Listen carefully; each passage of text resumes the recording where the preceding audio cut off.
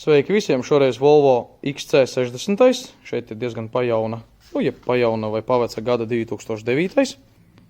Paskaties, kas par Volvo kroni. Bet kronis ir tad, kā šī gadījumā auto aizbrauc skaisti uz jūrmalu un, protams, paliek. Iekāpjot pēc skaistās peldes jūrā automobīlī, spiežam start pogu. Akumulators jau būtu sīkums, bet mums rāda blokirovka ruļā. Tātad, neko mēs nevaram izdarīt vairāk. Nobloķēta ir stūre un automobīlis tikai lampiņas mirgo un iedarbināt viņu nevar. Tas izskatās šādi. Viss ir slikti. Aizbraukt nekur, protams, nevaram. Šī gadījumā automobīli, protams, atgādāja uz piekabes, uz traļa, uz kā vien var uz platformas uzkraut virsū, lai mēs varētu tikt klāt pie programmēšanas. Un programmēsim augšā cemu. Un paskatīsimies, kā tas izskatās. Šī gadījumā tas ir Volvo CEM M32C. Konfigurācijas, visi identi, visi jau esam pieslēgušies klāt. Un šobrīd mums nepieciešams izmainīt konfigurācijā stūres bloķētāju. Jo stūres bloķētājs ir tas faktiski, kas ieved šo automobīlu pilnīgi avārijas režīmā un neatļauj startēt dzinēju. Līdz ar to mēs neko nevaram vairs izdarīt. Tas atrodas šeit no lejas, šī vietā. Un faktiski līdzīga problēma arī ir ar Audi. VAG grupas automobīļiem arī tur tāpatās nevar iedarbināt, ja ir problēma. Pat aizdedz neieslēdzās, šeit vismaz aizdedz ieslēdzās un skaisti parāda, ka bloķēta stūre un starts aizliegts. Jāgriež pie dīlera, vai ne?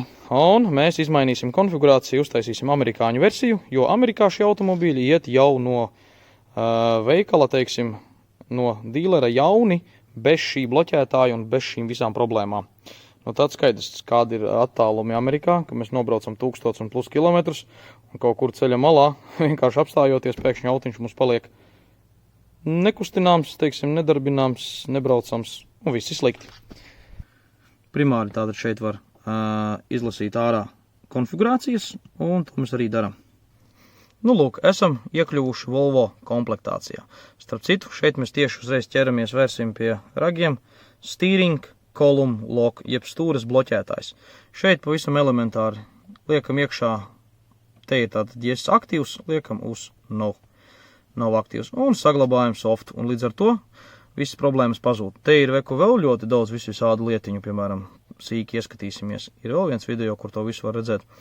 Bet climate and heating, paskaties, cik daudz visādu iespēju un funkciju. Audio un video reku, piemēram, atveram vaļā.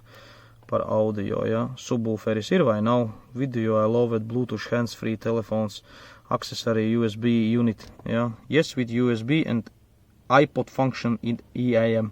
Tā šo te funkciju arī tāpatās var disablot vai ieslēgt tikai ar USB vai iPodu. Tātad, ļoti interesanti. Tāpatās pa mikrofonu, 1 vai 2 mikrofonu uzstādīt automobīlim, attiecīgi audio players. Pasties, cik daudz tikai par audio. Tad tālāk mums ir, piemēram, market and related settings.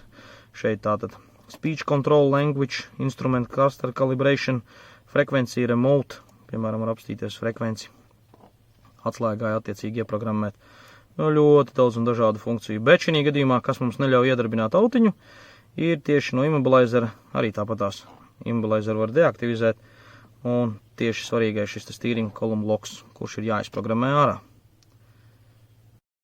Lūk, pēc attiecīgi demontāžas, faktiski nosauksim to vienkārši par lieko detaļu, kura tik tiešām sagādā tik daudz problēmu.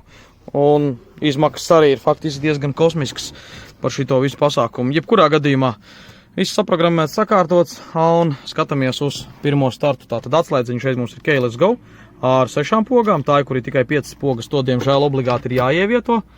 Bet šo atslēdziņu jau attiecīgi mēs varam atstāt kabatā droši, tāpēc, ka tā mums ir Keyless Go. Tātad, un darbinam iekšā. Super, vai ne? Automobils iedarbojās, viss strādā korekti, atbilstoši sistēmas darba kārtībā, viss notiek.